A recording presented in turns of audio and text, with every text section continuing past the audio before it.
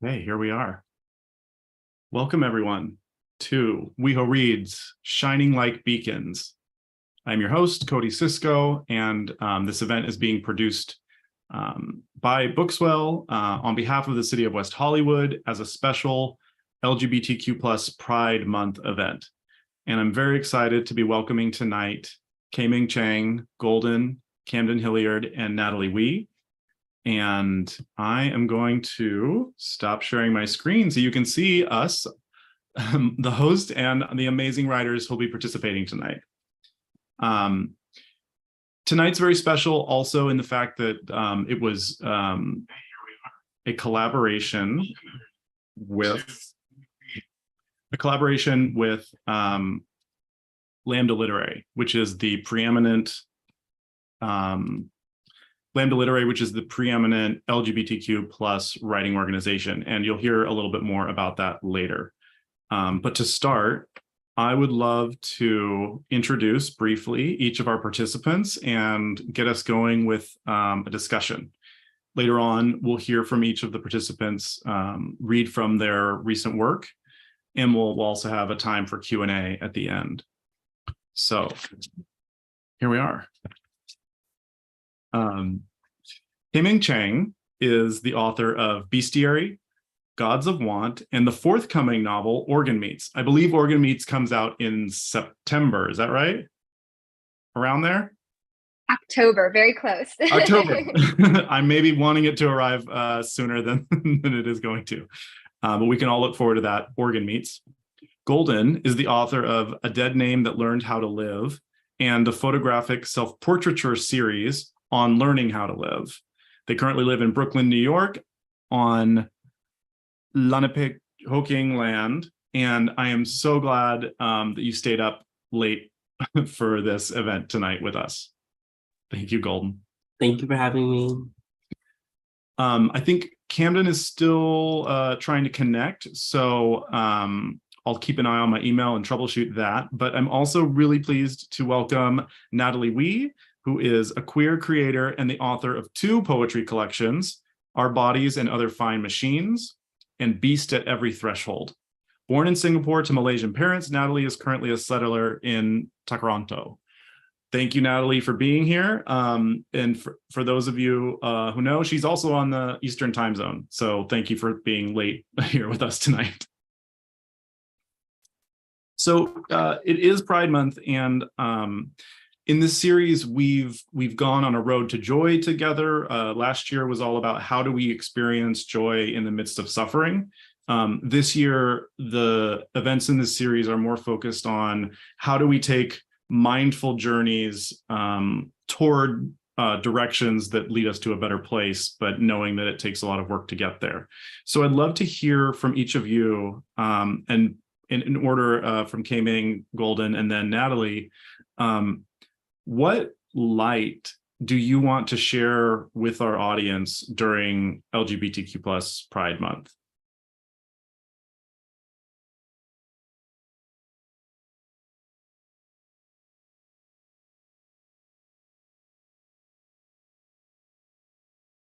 And Kming, I can see you're thinking, but I want to make sure that when it comes to you, I want to make sure that you're unmuted so we can hear you. Yeah, I mean, if anyone wants to jump in first, they can feel free to. I'm still kind of digesting my answer. Yeah. Maybe I could shift the question a little bit more for you in terms of what has it been like thus far? It's a really, I mean, I'll say interesting, but both difficult and many other things time to be queer. So what has it been like so far for you this month? Yeah, I guess I can talk a bit about that kind of in relation to my writing. I feel like right now I've been thinking a lot about ending cycles and like apocalypses in a positive way. I've been thinking a lot about what it means to destroy in order to transform and what those cycles can look like. I think for me, through the lens of looking at inherited trauma, and what we do with those intergenerational cycles, and how we might want to create new worlds out of a feeling of like rage and anger, and a desire to be free of fear, I think, is something that I've been thinking about a lot in my writing. Yeah, and I think some of those themes, from what I noticed, they run through the work of each writer who's participating tonight. And so I think it's going to be an interesting discussion later on to respond to each other's work and what we hear. Golden, how about you in terms of what light you want to share this month, or where you are on this journey? That's a good question. Also, can you hear me? Yes. Okay, cool. I mean, like, I feel like, I don't know, what light might be a hard question, but I feel like where I'm at, I feel like, I mean, I love June because June is always Juneteenth month. It's a month of like, right, like it's in these times of usually deep resistance, but also deep, like nation building as well, like deep collaboration that I really enjoy about June. I'm a Sagittarius and I try to focus on the optimism part of that. So I don't know, like I don't really, like I feel like, I don't know if I have any light to share, but I feel like, I don't know, like being with people, like I was talking before, like me and Natalie met this past week because we had a reading together, and like just being in community with different Black and POC writers and queer writers at this time, I think it's the light that I kind of like grapple onto and kind of hold on to. Like I feel like I'm a person who usually stays in the house for events and stuff like that, and so I was like, oh, I'm gonna go to the literary award, and I like did some couple events, a little bit more than I'm used to. So I feel like that's the thing that I'm holding on to, and I feel like can offer to people. I feel like writing and also reading is a way to kind of like bring us together. So yeah. I love hearing that and the importance of getting together. Natalie, how about you? Yeah, I think very similar to what Golden mentioned. I had the privilege of doing a couple of readings with people that I'm in communities with, and I think it really goes back to the line where Frank O'Hara said, "In times of crisis, we must choose again and again whom we love." And I think it's feeling especially true now. It's also really interesting, the whole thing about Pride being right after Asian Heritage Month.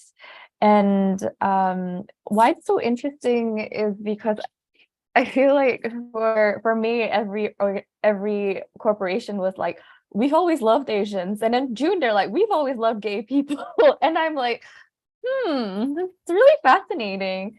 And I think it's such it's incredible that we're bombarded with these ads where Google suddenly like, we've always loved queer people, and it's such a reminder that representation in politics and assimilation will not save us, like in writing, in art, in real life.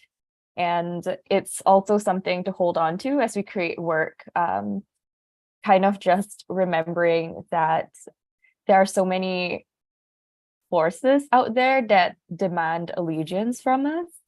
And that's something I'm definitely thinking a lot about. I love hearing that. You know, we are exposed to a lot of shiny, happy words about, it's almost like a utopian corporatist view of like, we've always loved LGBTQ people. But I think one thing I appreciated in all of your writing was a resistance to those simple, positive narratives. And I may ask a question later on more about the darkness and to some degree spectacular or horrific in your work as well, because I think that was something that I noticed. I do want to also ask, to get us started, thinking about the theme of the series of mindful journeys, personally or in your artistic career, I'm wondering, if you could give us a short synopsis of where you've come from and where you hope to go.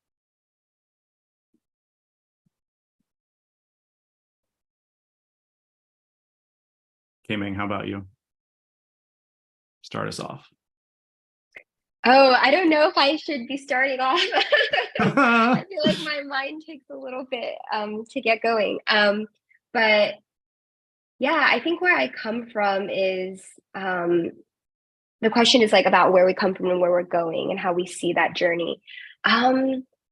Yeah, I feel like in some ways it's my journey is like a circle. It's actually just a loop that kind of goes right back around. I feel like I inherited such a love of storytelling and language and oral history from the women in my family and from the community that I grew up with. And so I feel like my work is like constantly circling those inheritances and that oral history. And I feel like I'm continually just circling and headed toward those obsessions. I think I'm also really interested in the role that desire plays in our lives. I had a teacher who always used to ask, like, oh, when does desire enter the story? And I loved I love that so much because I was like, oh, I feel like writing is this place where you can sit down and think about like, what do you want? What do these characters want? What can be unlocked through like collective desire and collective wanting and yearning as well. So I feel like my work also returns to those forces too. Interesting. And I think this question of inheritance and familial connections and whether those are aligned with desire or not is something that we all grapple with in our lives, and to be able to, as you say, focus the writing on that question and explore it, I think is really interesting. I feel like I'm very similar. I mean, like similar but different, right? Like I'm from the South. I was born and raised in Virginia. My family's from Eastern Shore, Maryland. And that is what my kind of writing is kind of obsessed about. It's about Blackness. It's about Southernness. It's about fortifying a people and a nation and a land that is stolen and stolen, right? And it's about like what does purpose mean on stolen land in a nation that like it has never been for Black people and constantly uses Black people for as mules and as service. And like, how do you find freedom in that? Like, that's the things that I'm obsessed about, like freedom, actually. Like, I care less about justice than I do care about freedom. And I think that those freedoms are personal. And I think those freedoms are sometimes very small, right? Like being able to exist, being able to love in public, being able to be loved, these things that I'm thinking about. And I don't know, like, I think similar to K-Ming's, like, I'm obsessed with the circling. Like, I'm obsessed with how I feel like as far as I get away from home, I keep coming back. I think there's like a line I'm thinking of in one of my poems, like, you have to run away to love your country back. And I feel like that's what I'm kind of obsessed about. And so I feel like I'm like, I don't know where I'm going, but I know I'm always coming back. Interesting. Yeah. Destination is not necessarily a place far away. Maybe it's some, somewhere close by that we revisit. Interesting. Natalie, how about you? Yeah, Golden, I really love the way you phrased it, especially because so much of my work also touches on ideas of nationhood and borders. And so yeah, this theme of mindful journeys is really interesting because it resonates with my work in a variety of ways. I like the question about journey because I wrote a majority of the collection while living between visas. And so that was a literal geographical and political journey for me.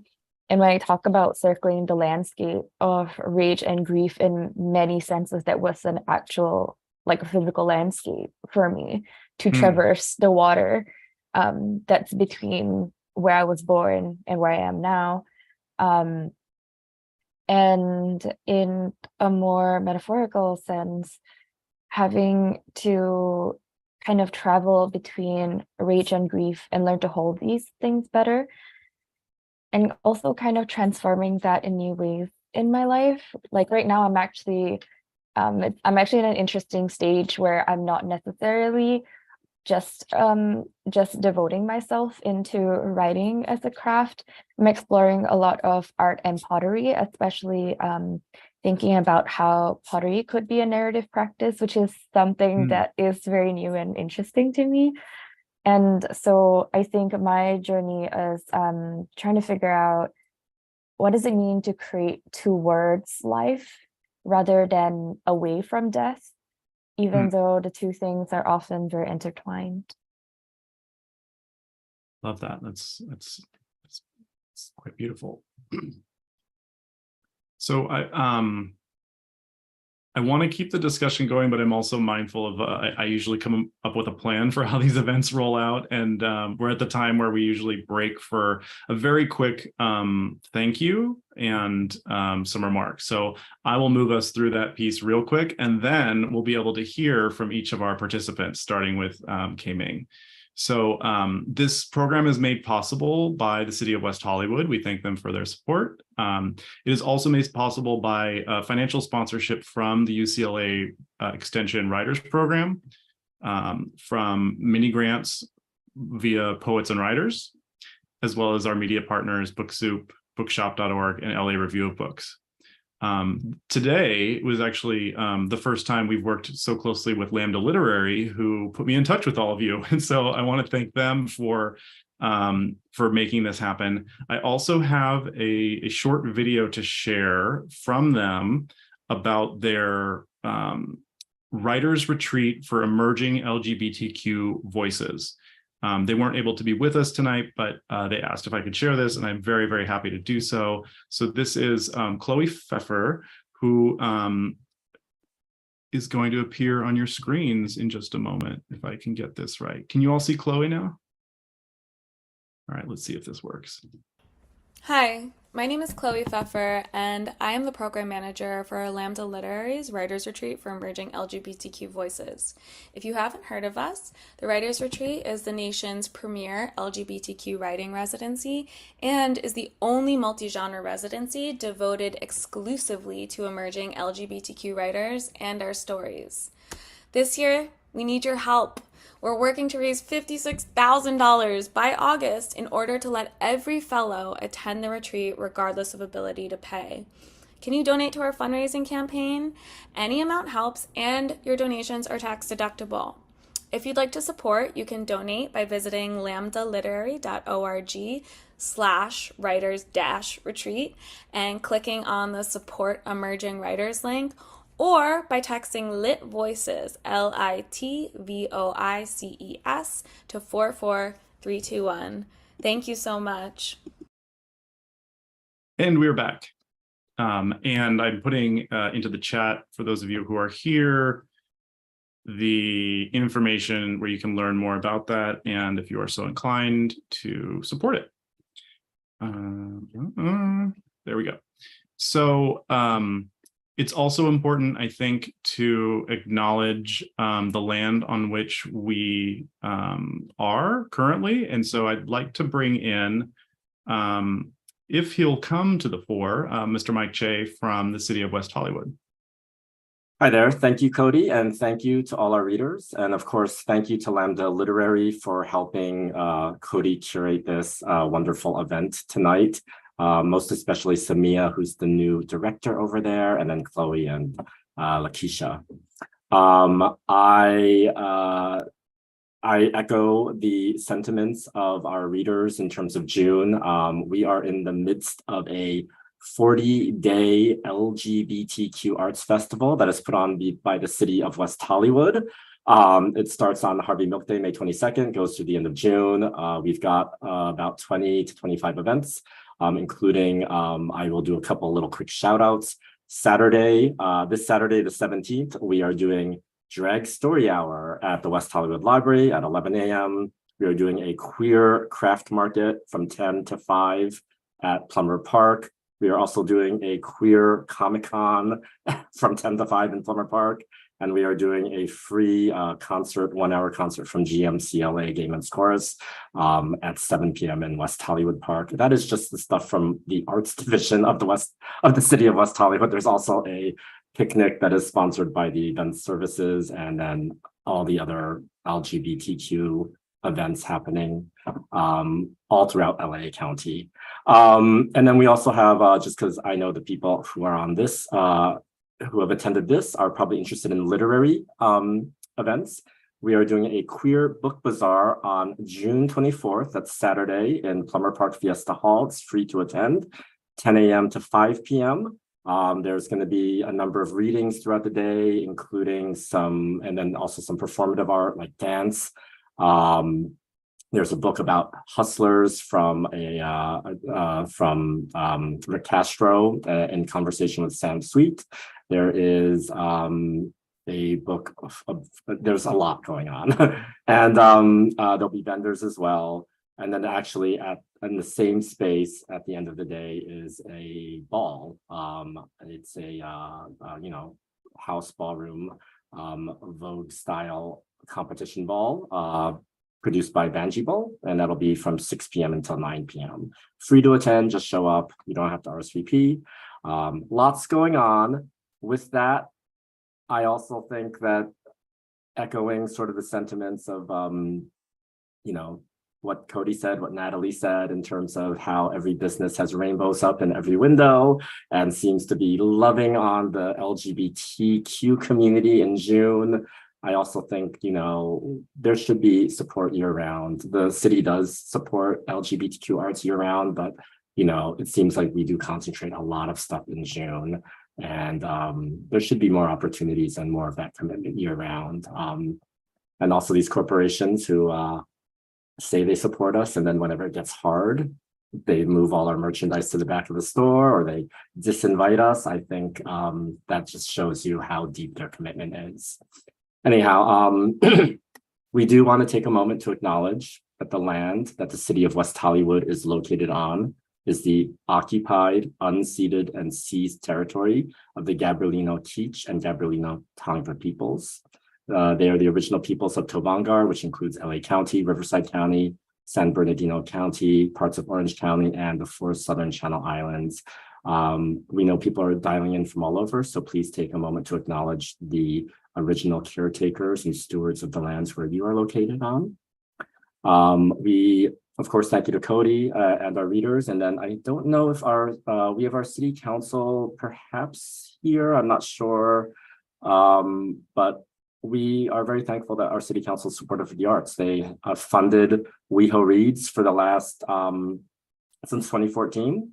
It's not very often that a city puts its money, behind literary art to that degree. And so I thank our city council. If we do have any city council members, they can come on and say hello, but I do not see any city council members here. So I'll just say thank you to them and thank you to our readers, because without the artists, nothing like this can happen. And now you can hear from the real artists. Bye. Thank you, Mike, so much. It's a busy month, and one thing I reflect on is that compared to say 10 or 20 or longer years ago, I do think that we as a community are producing and inhabiting and occupying the culture in a much bigger way. And, this month is one of our entry points to make that happen. And so there's parades, there's floats, there's all that stuff, but I feel like there's also just a lot more artists coming together and sharing their work. And so I'm really grateful for this opportunity to bring these artists to the world online. Very true. It's our arts festival started in 2008, and the landscape was very different. There was a lot less LGBTQ art, but now I don't know. I'd love to hear from the authors actually if they think that there is too many opportunities, because I have heard that from some people where in June we feel like we have too many events that we're invited to read at or speak at or be a part of, and wondering how you feel about that as well. But I did put the link to the Arts Festival web site in the YouTube chat, and if you can do that for the people on the Zoom, that would be great, Cody. Thank you. Yes, happy to do that. And with that, business aside, it's back to the writers who are creating culture. And this is what gets me so excited. It's that, you know, there's a lot of platform making, there's a lot of publicity, there's all this stuff, but like fundamentally writers creating new ways of seeing the world is what gets me excited. So I am, and Kming, I enjoyed your books. So please, let's hear from you. Thank you so much. Yeah, I'm so excited to read with you all. I'm so excited to hear you all read. Yeah, I'll read a really short flash story and then a love poem. I might also have bird sounds in my background, so just wanted to warn you all if you hear like screeching of birds, that's on my end, not on your end. Yeah, so this brief flash story is actually inspired by like all the time I've spent in laundromats and doing laundry. And I was thinking, wouldn't it be interesting if you could like reincarnate through a washing machine? And that kind of experiment ended up inspiring the story. So it's called Life Cycles. With the paycheck from her new job, my mother buys a washing machine. She straps the box to the top of our car and escorts it home like royalty. But Amma refuses to use it, says the machine wastes water. In truth, she wants to keep going to Life Cycles, the 24-hour laundromat on our street, the one with windows so big and clear, everything inside is whitened by the soap of sunlight. It's where you go to be reborn. After slotting your quarters into the machine, you choose your cycle and crawl inside. There's the delicate cycle for souls that are easily torn and must be massaged into their new forms. The power wash cycle for those whose sins are particularly stubborn stains. And the quick wash, which swallows all the rest of us. My mother says we're strapped to a cosmic wheel, and you can't just press a start button and expect to escape suffering. But Amma takes me on Sundays, and we run through the aisles laughing, flinging open the doors to every machine, witnessing rebirth. A crow gushing out like ink, a doe climbing out on wobbly legs, an octopus blended into jelly. Amma never launders her own life. Only our clothes go into the machine, never our bodies. It's better to accept your little in life, she says. I correct her. You mean your lot in life. One time I yank open a door and a slug slithers out. Amma whispers to me that it's Laiayi who's already on her 1,873rd life. She sold her house and her car and her kidneys just to fund her reincarnations. Now she lives in a metallic palace of coins, and every day she feeds a fistful to the machine and stuffs herself inside. So far, she's crawled out as every species of reptile, a battered bride, and a giraffe thigh. The rest of the body got stuck inside. Still, she's unsatisfied. Last week, when she was a golden-crowned sparrow, the closest that woman will ever get to royalty, Amma says, Laiayi fluttered through the laundromat with quarters in her beak, so eager to reincarnate that she slammed into the window and had to be revived by pedestrians. Amma shakes her head and says, some women are so terrified of repeating the same life, they'll run to anything else. Our family is the same way. My mother says she'll kill herself before she ages into a burden like Amma. And Amma says she'll grow nice and old instead of dying young like her mother did. Both of them worry I will copy their crimes, adding to the debts we've accrued in our past lives. The cousin kidnapped by her husband, the country that flooded, the aunt with the bean in her breast. Every tragedy is currency, a down payment on our bodies, and the job of a daughter is to be the one responsible. I ask my mother if I can quit this job, and she says to stop going to that laundromat. It's a gutter of guilt, she says. But at night, when I see her kneeling in front of the shrine, I know she believes we've committed horrors before we were born. Because we'll never pay back our days, we have no exit. Instead of emerging into air, we paddle in the opposite direction, burying ourselves deeper inside our mothers. We grow into them like clothes, wearing all we owe. I imagine my mother inside a washing machine, trapped behind glass, churned in circles until her face erases itself like a stain. The next morning, I found out why she's been praying. In the kitchen, she tells Ama that she got fired. She's going to have to go back to the store with the washing machine, and we better pray it's not too late to return it. It's always too late, Ama says. That day, I walked to the laundromat alone. In the doorway is a little bird with blue-gray wings, a coin in its beak like a newly minted moon. Its wings were blurring into a bruise. It's Lai Ayi begging me to kill her now, to swat her down like a fly. She says, nearly 2,000 reincarnation cycles and I end up a damn barn swallow. What's wrong with being a barn swallow, I ask. Don't you know, she says. Barn swallows only have a 5% survival rate in the first year of their lives. Starvation and predators, adulthood is improbable. What I wanted, Lai Ayi says, is to be a protected species. One of those animals on a special list that says, you cannot hunt, eat, or capture these. They are precious. They are few. But barn swallows are everywhere, ordinary. At dusk, when I was a human, they swarmed the tree in my backyard, dicing the air as nimbly as knives, chasing tiny insects only they could see. And though they were graceful, all I saw were their ghosts, the 95% who hadn't survived, the ones who should have been, the inheritors of our air. Every tree reaching out of the dirt to earn a crown of their bodies. I hold out my empty hands and Lai Ayi flits into my palms. I cup her to my chest and walk up to a machine. When the door swings open, I climb in. Lai Ayi's wings beat against my breast, and as the drum floods with water, I hear her heart slowing, sinking with mine. We shut our eyes. We feel the water rise and rasp in our throat. Outside, I hear Ama's voice calling to us, her hands outstretched to receive our body clean. Lai Ayi's soul makes a nest in my chest, and the cyclone of water swallows us together. We batter the glass until it cracks. I expand, my arms branching out like a tree's, puncturing the walls of the drum, lancing it with leaks. Soon the water will lash out of the holes, emptying the machine. In the depths of my chest, Lai Ayi repeats, soon, soon. This cycle is ending. So that's that story. And then I'll read my last thing, which is a poem, because I wanted to end on a love poem. So that'll be the trajectory for this.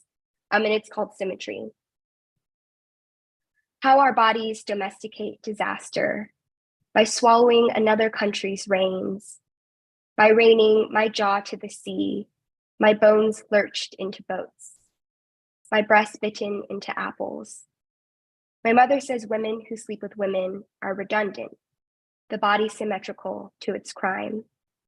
Between your knees, I mistake need for belief in a father figure. Once we renamed our fathers by burning them out of our bodies, smoking the sky into meat. I have my father's name, meaning archer. I consider coming clean through you like an arrow. I consider the way we shape in bed, like the sea has revised its shoreline, and we, the country it moves to meet. Every language has different words for the same want. I name you the body of water my thirst is native to. When I kiss you, I remember every silence begins inside a mouth. Everything edible begins as a bird. At night, birds peck peepholes into the dark, the way I have always watched women. In the distance between a girl and herself is an entire body bull's-eyed, arrowed wholly, a girl castling her voice into a throat of stone. I kiss you and forget to turn on the dark. I taste salt afterward, trace where light through a window veins your body. It's wanting to reroute your blood someplace safe, you. Thank you. Every silence begins in a mouth. There's one line that stuck with me. And what Mike is saying on the chat is that the bird sounds are coming through as you're reading about the birds. It's all coming in a circle. Thank you, Kming. That was beautiful. And now we are pleased and happy to go on to Golden. And Golden will be sharing his screen because this is not just a reading, this is also a presentation of images. Hi, my name is Golden. My pronoun is they, them. I am a Black trans author from Hampton, Virginia, and I will be sharing some work from my book that was nominated for a Lambda Literary Award, which is A Dead Name to Learn How to Live.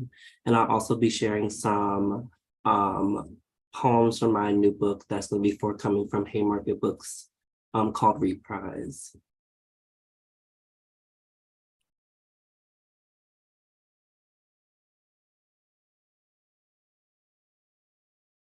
This poem is called Every Day is a Chance to Revolt. XY. Eyes open, I see every planet pregnant with pedestrians in their rivers. And I wonder if this is the matrix reloaded in my brain.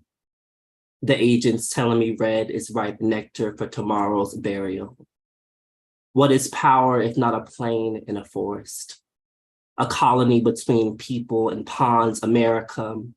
I'm burning home to the country with marble plantations for stay. Gargoyles and guests, we are every animal in the extinction. Every name in the prison gutter, there's no mile distance between God and Leviathan. Who made the sin machine? Who paid flesh for enslaved fruit garden dwellers? This world is our war means white Olympus let down its golden weapons. The future is passing for annihilation if you stay with your prayer, pretending you don't want freedom without the Capitol fences, without calling yourself a patriot. Eyes open, I see every planet breathing with pomegranates in their future. And I wonder if this is the world reloaded in my heart. The abolitionist telling me red is sweet word for tomorrow's revolt. What is purpose if not a hope in a cave? A conversation between peacocks and pterodactyls. Zion, I'm coming home to the zoo with marble cutters for fronts. Gargoyles and guides, we are every animal in the ark. Every pine cone in the street gutter, there's no miles distance between God and revolution. Who made the president machine? Who paid money for enslaved children, garden dwellers? This world is our wings means Black Olympus shines its golden allegiance. The future is today. For tomorrow, if you stay with your neighbors singing, you don't carry freedom without the dandelion dance, without calling yourself a honeybee. This poem is called When They Come For Me, Reprise. If we were born bees, never would we wonder if we needed men tomorrow. Have you ever thought about it? How purpose isn't west or east, how God might be another word for family in the South. Our Black aunties only synonym for free. In the North, we say seahorses are trans and no one goes hunting for them in the ocean. Lord, my granny cries out every time a bee sees her front porch. I used to be afraid of needles too, but now I'm more afraid to die by loneliness and neat summer. This is the first year I haven't migrated since 17 and still I have tree branches tucked in my throat. I can make a new house while everyone sleeps, I think. I'm a bad birdie, zzz. I'm a buzz light years away from language and a land name. I'm scared to say it. Holding you makes me feel infinite. Impossible to gut or gorge. I hope there is a dimension where I believe in standing still with someone's sin and glory when I die. Give my brain to the bottom of a hand-dug flower bed, where the dogwood tree splits the pink until I'm root and stem again. Father, son, I want to be somewhere singing through the wooden door of my name-made house with a maiden name. Ask my mother, we're going on vacation to other worlds within ourselves. I hope you can run, oh look, the sun's coming out, Granny. Bees, the chainsaw is still in the shed. Can I carry you to safety? Holding someone makes me feel innocent. Lover, where's direction? Where's the sin? I made it home. This last poem is also a reprise, and thank you for having me.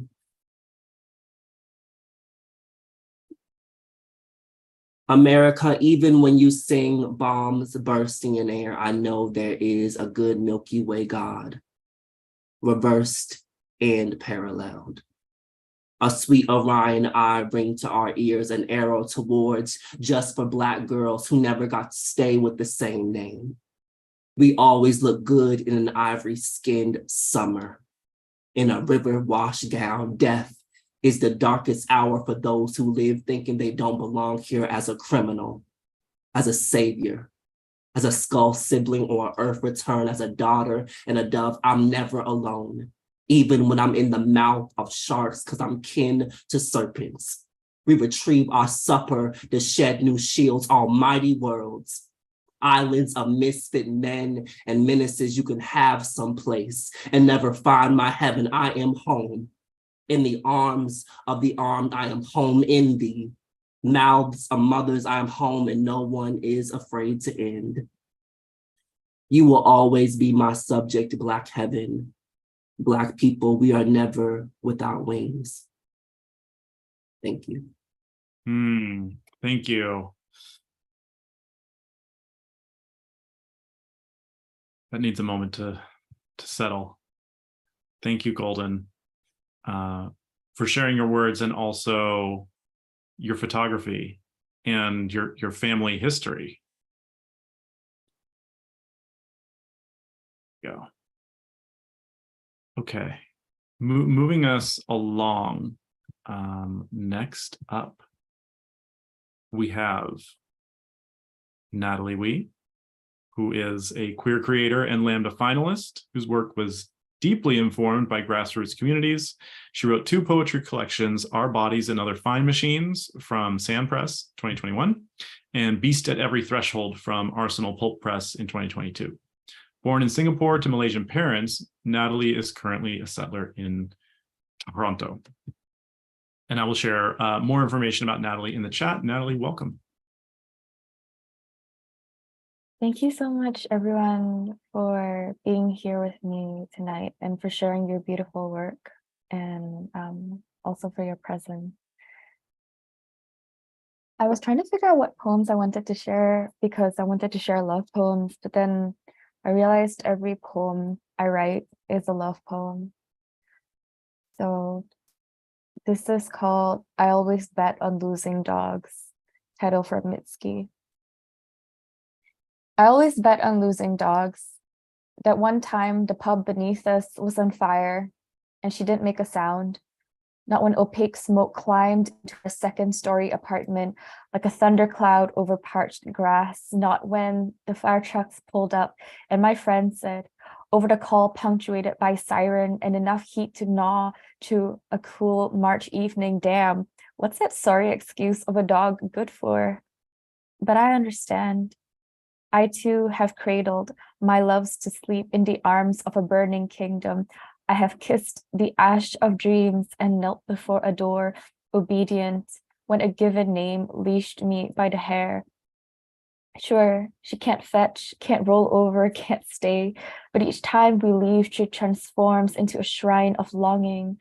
The truest weather, who here has launched themselves at the slightest whisper in a house with no shadows? Who can deny having tried to summon love from air with teeth alone? We return and she muscles back from the dead, trembles until some god bestows the mercy of a palm upon her head. After some years of this, it must be easy to mistake hell for an empty room. As flames licked us out of the spit-slick hour, I imagine she curled in my lap, warm and finally satisfied, and thought to herself, this is a dream, Claude, from every prayer made with my head to the ground. Yes, This is as good a day as any to lay down and die.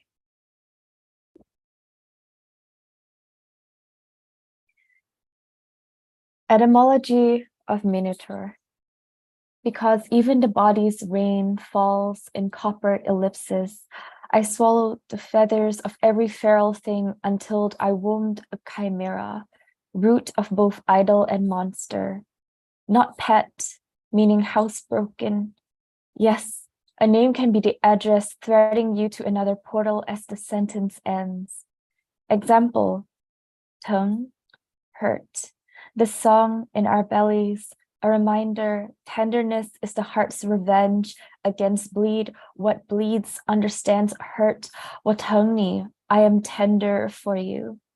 You slept inside me for as long as I could bear, before a dagger made you your own animal, found a place your skin ended and tore it.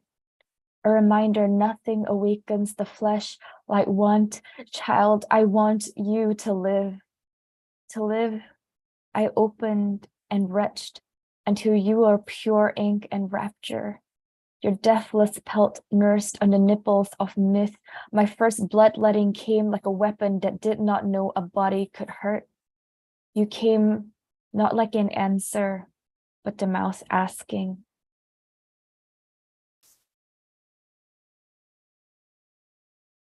And the next two actually are love poems. In my next life as a fruit tree. In my next life as a fruit tree, which by all accounts is a foolish aspiration considering deforestation rates and forest fires. If there's a choice, why not be the pangolin that wades through a mangrove whispering gnats? Why not the wind chime overlooking an occupied birdhouse, or the spoon nestled in a parent's fresh meat broth, or the signal emitted by a distant star that will touch the earth only once, but it's clear, isn't it? How these are infinite mirrors, everything chrysalis, relentless and becoming, and watch me become bedrock, root of the root, wild and wildling. Who knows which sweet burden my tree will bear, jambu aye, or starfruit, or mandarin orange, but I'll flower one crop each day for as long as the palm reaching upward needs something to adore it, and there is for one moment relief because I am and am enough. So forget theories of sorrow and hellfire and brimstone at the final circle of the earth. If I must believe in anything, I choose this. My lover, whispering, in my next life, I want to be the bird that rests on your branches, knowing the whole time, in my next life, I want to be, is already a complete sentence. My last poem of the night, thank you for joining me. Listen, I love you, joy is coming. Despite a new death come to keep us from each other, a constellation of birds sing outside your window. And if you think their music thunderous, how much more must it be for these creatures? But what do you know of why they bleat noise? And what of the cry you make, soundless with each movement, from the soles of your feet to your finger thrust towards the sky, another animal reaching for unnameable things it does not yet understand. Scientists posit time moves differently for animals depending on size. An island of birds sing outside the window. Listen, they spend whole lives mastering one kind of sorcery, and we love them not in spite, but because of this fact. And when you hear this, are you passing through the speaker's time, or am I passing through yours? Despite a new death come to keep us from each other, hum while slicing carrots and remember the night you first heard this song, at the show with two of your dearest, a handful of goldenrod in the crowd, and months later a beautiful girl undresses this rhythm from your skin and feeds it back as new movement, rhythmic like a knife on a chopping board. How much of the world do we pass through to arrive at ourselves? 100 days without touch and the birds still sing. Your voice still remembers its place, and your hands still caress your flanks, the bend of a knee, a wiry pubic hair. Praise the insistent text past midnight and the incoming video call. Look at you, blowing pixelated kisses, roofing an aviary of gauzy postcards, offering gifts at front stoops awash with golden hour, a houseplant or someone's favorite tea, touch without touch, a new way to say the heart is the kindest homeland. Thank you. Skin can hold an archipelago of peace. Thank you. There is so much joy. This year hasn't stolen from us yet. And I pray whatever shines inside us bleeds gold through and through and through. Thank you. Thank you, Natalie. Thank you. The line, it was from the Minotaur poem that got to me, was nothing awakens the flesh like want. And this last series of the thank you interspersed with those lines. Beautiful. Thank you. Thank you. So I've been filled with all of these words. And now I want to transition us a little bit to more of a discussion, and it can be, you know, more free-flowing and open-ended, but I'll keep us moving. I'd like to, you know, it's a common thing that I hear that that writers say they are writing the stories that they needed to hear, but that they didn't hear when they were younger. And so I'm curious if you relate to this at all, or if you think about who needs to hear the work that you're putting out there.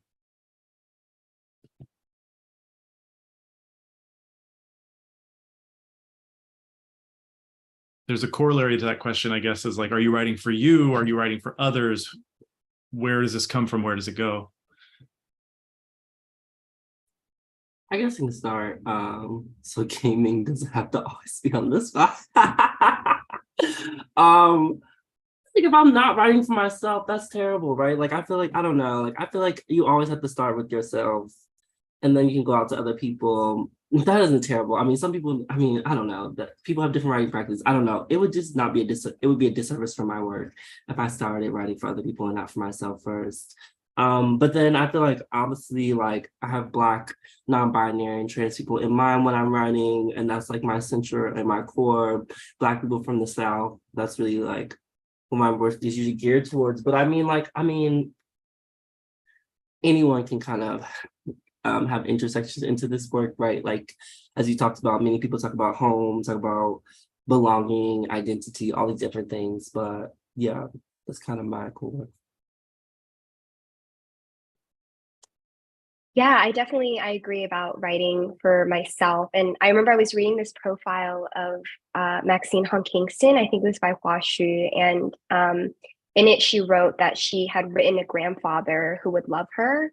And I thought that was so incredibly beautiful and moving, and like tears came to my eyes. And I was like, oh, I also do think that I kind of writing toward the people who I love and who love me. And I just love that idea so much, the idea of like, oh, this is the person whose love I wanted, and I will write the love into this story for myself. I don't know, I thought there was something so reparative and beautiful about that. Yeah, and I do feel like I always joke that like everything I write is fan fiction. Either it's like fan fiction of my family or fan fiction of inherited stories or mythology that I grew up with or inherited or am like wrestling with. So I do feel like I'm also writing in conversation with other forms of storytelling, other texts, oral history, and other writers who I admire and who I want to, it's like, you know, reaching and writing toward the dead, I think is really important. Yeah, I really love what you said, Kming. Definitely, I think in writing the stories that I needed to hear, much of it is also writing towards versions of myself, and having this in conversation with other forms of art that I'm exploring is really interesting, because when I first started doing pottery, actually, one of my friends said to me, don't worry about getting started. Clay is a forgiving medium. And then I thought to myself, what does it mean for a medium, any medium of art, to be forgiving? What does it offer us this capacity to forgive ourselves? Does it offer us a space in which we are able to forgive our mistakes and forgive who we could not become? And it also allowed me to question how I was doing that in my own writing. Was I writing towards versions of myself that could have existed? Was I allowing myself to exist in different ways? And how that is are also reparative, just as K-Ming said. And yeah, so definitely that's a really good question, a lot to think about.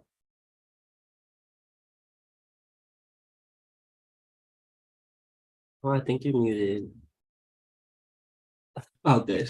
Thank you. Would anyone like to speak to this idea of the different versions of yourself and how they show up in your writing?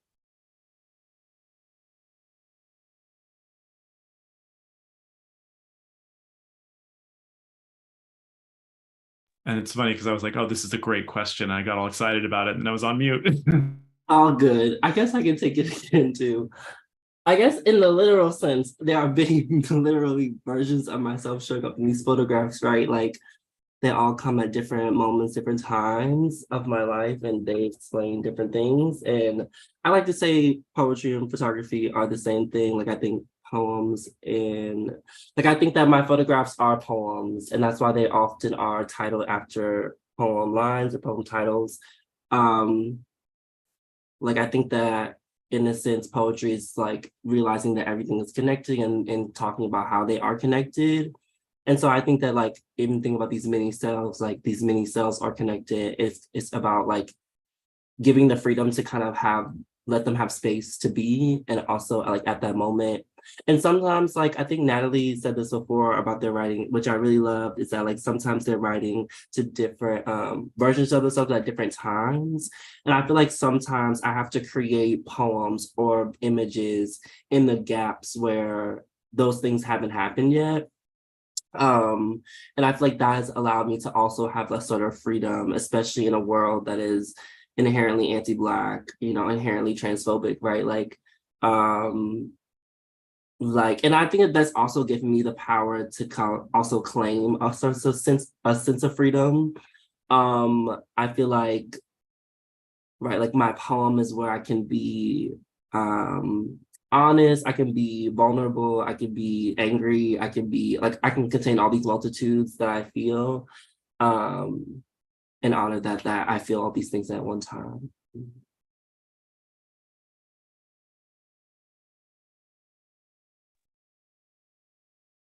Anyone else want to respond to that? Or I have another question picking up on what you talked about before.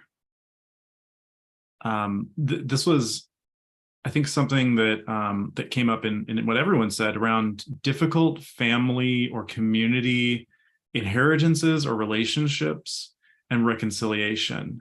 And I'm curious, because you've talked about what you're writing towards in terms of that coming to terms and to healing.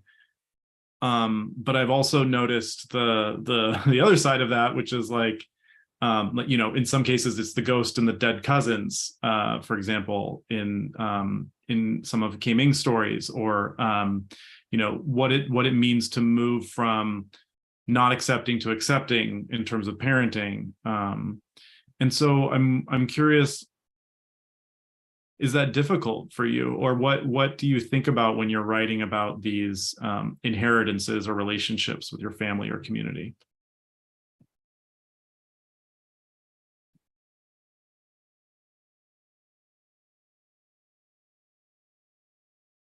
Yeah, I guess I'm really interested in just exploring what's possible. I'm also really interested in what it means to create your own ancestry, and to, I guess this is kind of like my, that like fan fiction part of me again, where I was like, oh, I was writing kind of like queer versions of my ancestors in order to locate myself within a lineage of my own creation. So I'm oftentimes really interested in creating origin stories or creation myths, and just rewriting origin again and again and again. And I guess this is related to like thinking about what are your possible selves and what are the ways in which we're not bound to just one singular individual self. We're constantly being defined relationally to others and to community, through various forms of accountability. And I guess I'm just really interested in the fluidity of that self, and the fluidity of that relationship with the collective. And yeah, different forms of inheritances. I feel like in some ways it's, I think about like what can be, what transformative potential does what we inherit or what we carry hold? What can we transform from it, rather than just thinking about like, oh, representing it on the page. I'm really interested in, yeah, transformation over representation.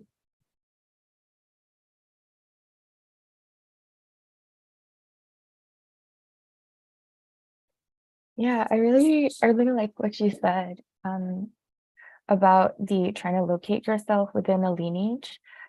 I think that was also something that I tried to do as my work, specifically through the multiple speakers coming through with the I. And so given that the I in different parts of the poetry collection is actually different people speaking, it also becomes a form of time travel. And in that there are multiple mothers and infinite daughters, and they're all speaking to each other in conversations that are disjointed. And the reader is the person who has to piece together what this history can look like or should look like. Because in reality, we all have multiple mothers. It's not just the family of birth that we have or the family in our immediate communities who are linked to us. We inherit so much from people we meet. We inherit from pop culture. We inherit from literature and so much more. And what we kind of keep and what we jettison also forms the core of how we move through the world. Interesting. Yeah, I have this feeling that we read a lot about familial relationships or community relationships or romantic relationships, and friendship is less talked about in poetry, I think. I don't know. I think it tends to, yeah, I don't think I hear it as much, but that's often, especially for our communities, one of the places where we can be free and be ourselves and find, nurturance when sometimes we can't find that in our own families. So I wonder, do you feel like how much is that present in your work?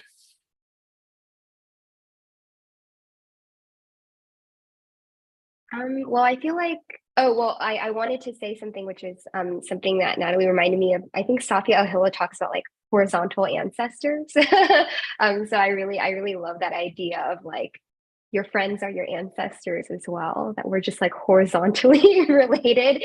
I think that's really beautiful. But yeah, speaking of thinking about friendship, I had a thought, but it like fled my mind. I'll come back to it. I'll let you all talk.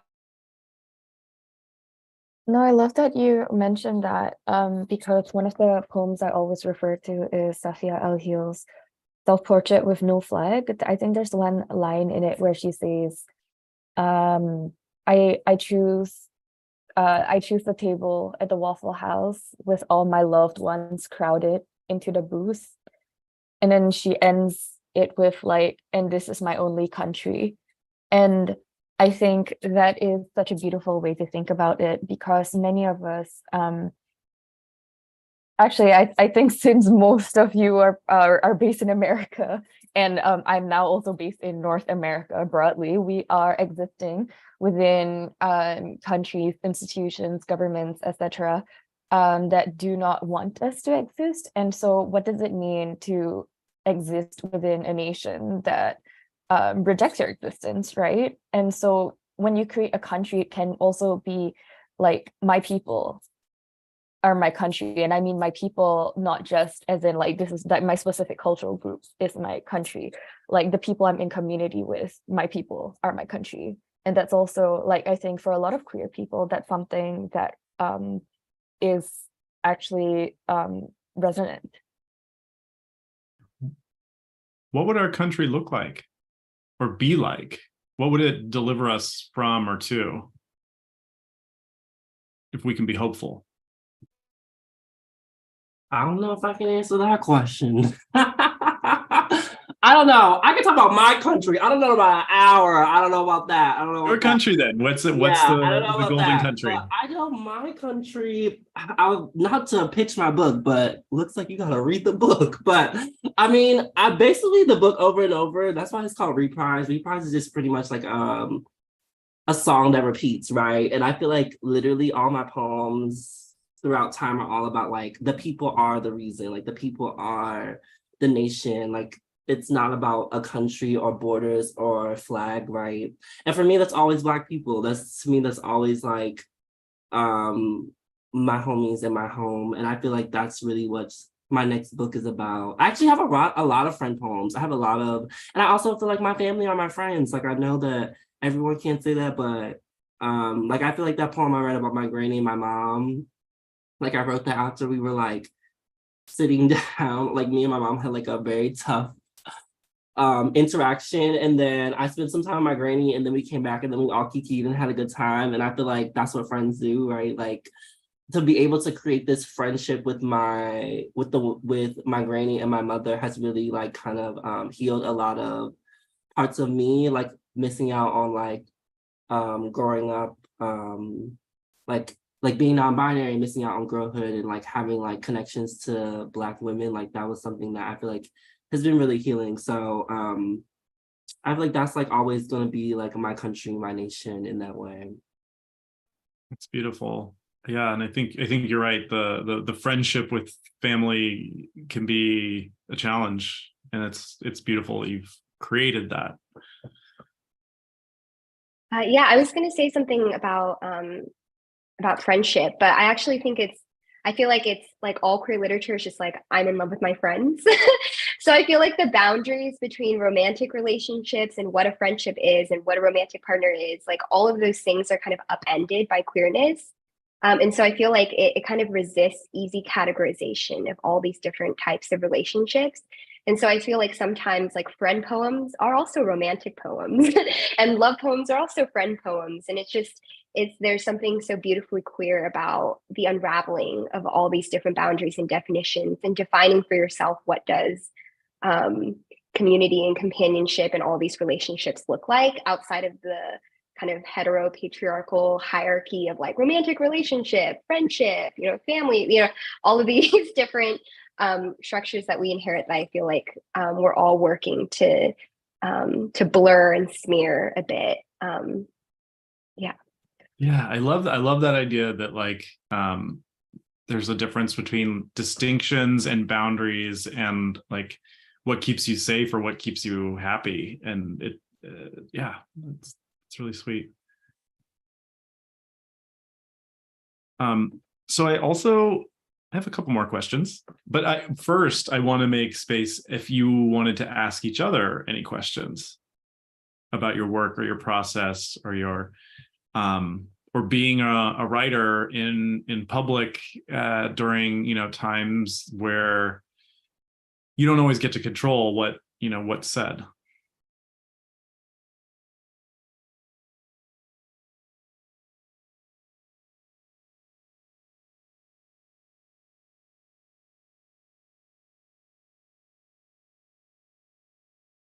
We'll come back to that while that percolates.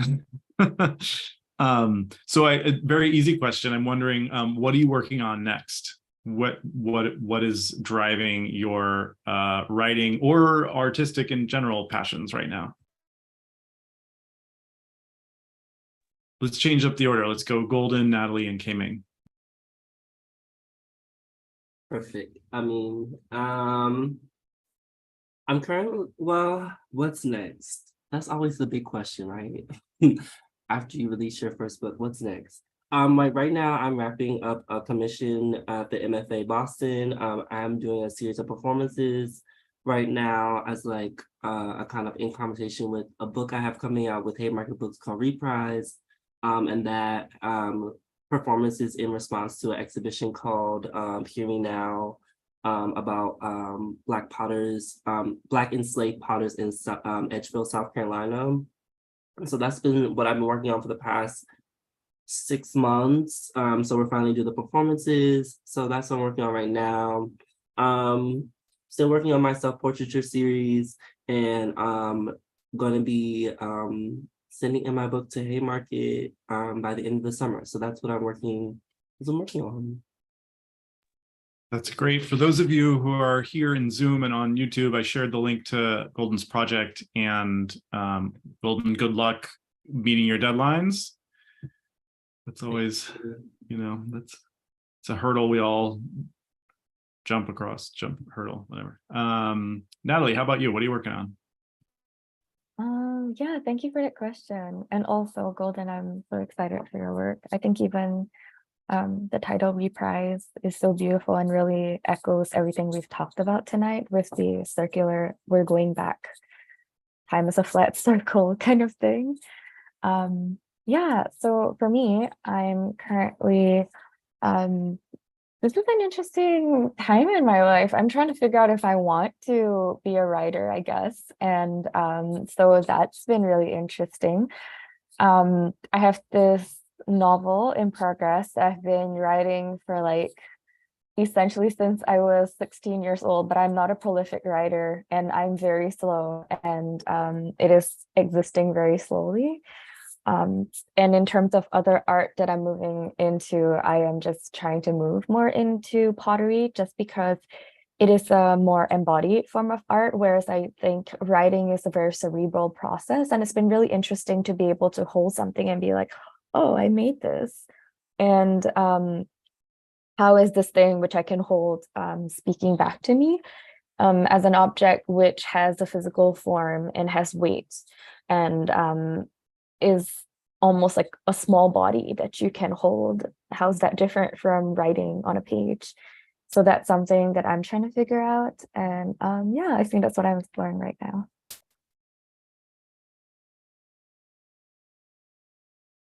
Yeah, I can go. I've been working on, I feel like most of my work is like either about a girl turning into a monster or a monster turning into a girl. And there's like nothing in between those two categories. So I'm like tentatively working on a vampire novel because I've always been a huge fan of vampires and find them also to be very inherently queer. But I'm just trying to figure out like what shape that will take and what I have to say about the vampire that might add to the ongoing vampire conversation. But I hope it works out. It's been very fun. That does sound fun. And I think, sometimes writing is fun, sometimes it's laborious, sometimes it's crazy making. And if you're into the fun stuff, I say go for it.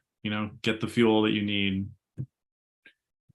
And yeah, I was just thinking, Natalie, about your pottery and how that intersects with Golden's project and this idea of the products or the words or the objects that we leave behind. And I don't have any like special thoughts about that, but I think it's interesting that you're both kind of working with that medium, thinking about that medium.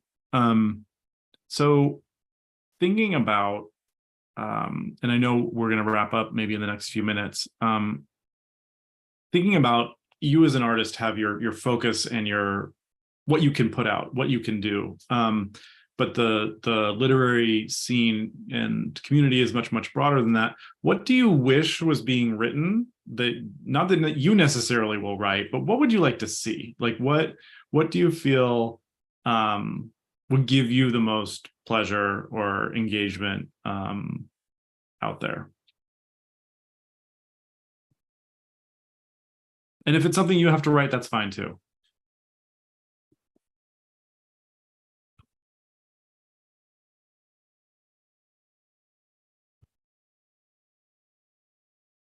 Right now, I'm reading Into the Drowning Deep by Mira Grant, which is about vicious, deadly mermaids.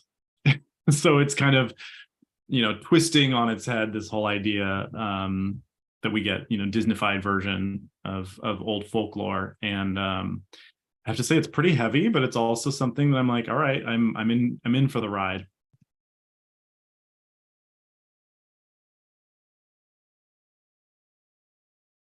Honestly, there's so much out there that I'm already so excited about. Like K-Ming's books are amazing, Golden's book is amazing. There's so much that is being written that is beyond my wildest dreams.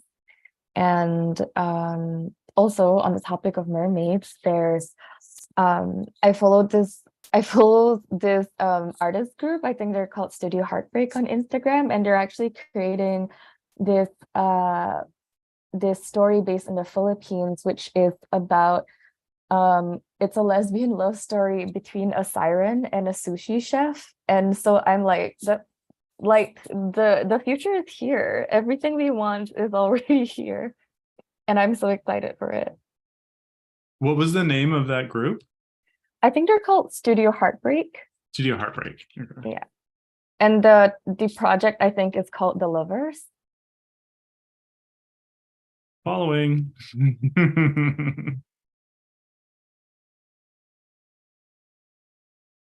Well, yeah, let me broaden that question out. What are you enjoying right now in terms of books and literature?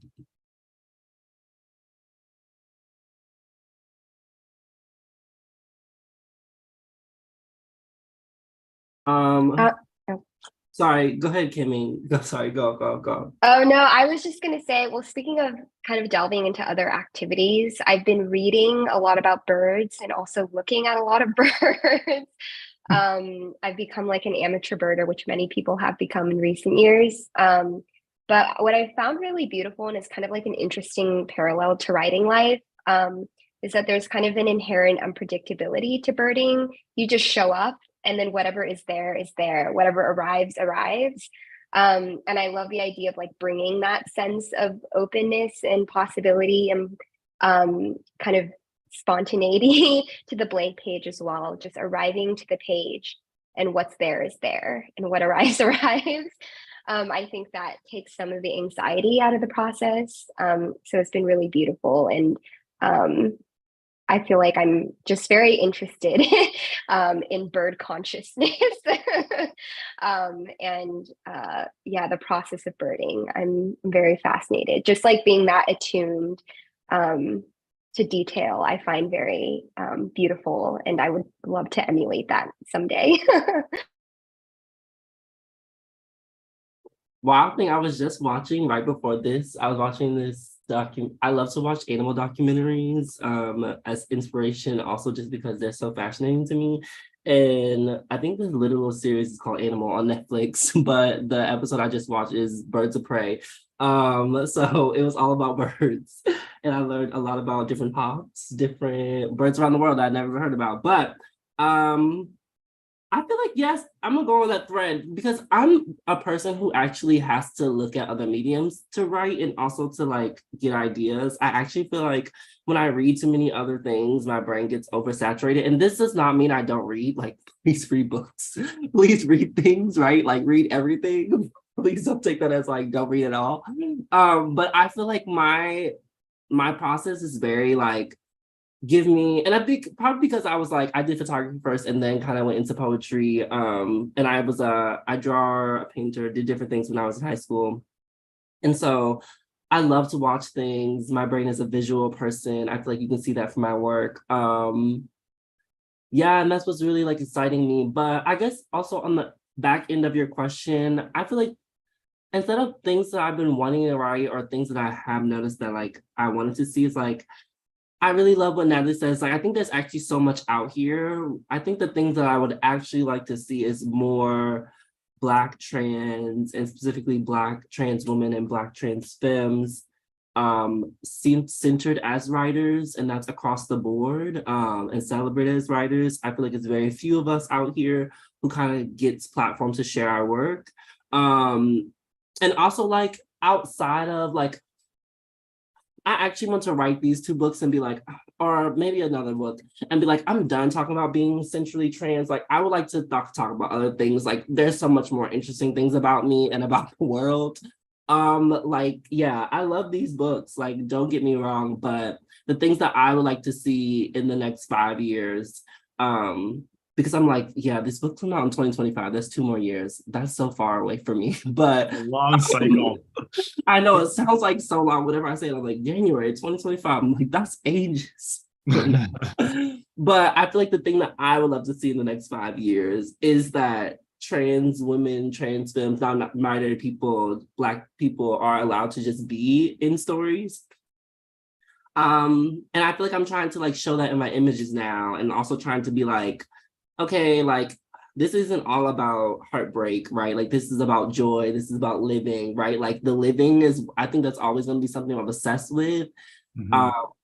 Because I also see that in so many different works, like even like just hearing the work today, like there's so much life, right? There's so much like curiosity, like Kming to like create a story about creating portals in wash machines, like that's mind-blowing.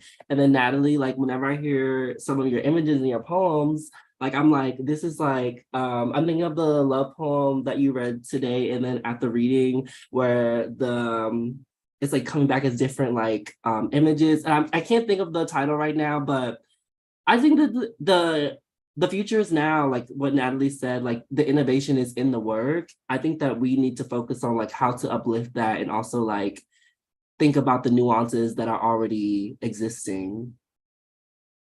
Yeah, I think one thing I noticed about all of your work, and I was super interested in, was how inventive it was, how it just like, it felt like you had tapped into this like wellspring of creativity that was like unstoppable, you know, like a fountain that couldn't be turned off. And I really appreciated that. So we're closing, we're near the end. We're friends, we're almost out of time, but I'd love to hear maybe, you know, closing remarks, like tomorrow happens and what are you hopeful for, or what are you going to get focused on?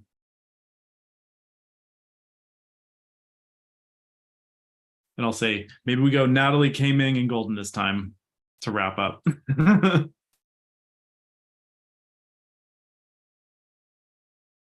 Wow, this is a great question. It's not yet the weekend. It's not. This is a really great question. I actually just came back to Toronto from New York. So I guess I am just going to get settled back into not New York. And maybe if the writing comes, it will come. So yeah. Does someone else wanna put me out of my misery?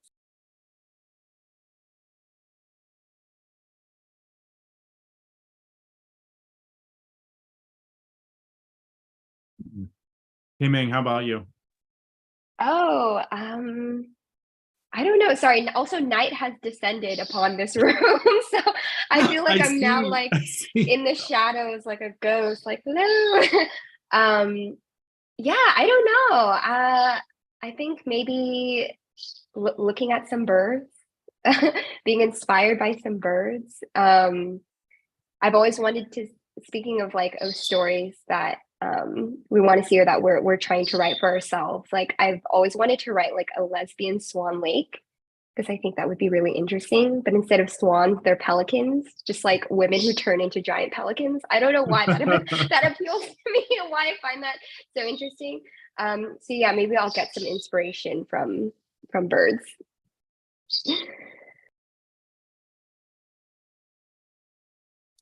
I'll close this out. I think the question was, what are we hopeful for tomorrow? That was the question? Listen, I hope I make it. Listen, I hope I make it through the day.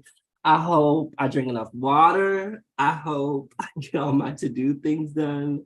I'm not, you know, I don't have these great to-do mountains on my list. Like, I'm just trying to make it to the next day. You know, pretty basic about that. Yeah. But yeah, thank you for having me. Thank you, Kming. Thank you, Natalie. Thank you, Golden. This was uplifting, and I just want everyone to go out and read all of your work right now. So thank you to our audience here in Zoom and YouTube and in the future on the recording. You have just witnessed a bit of culture being created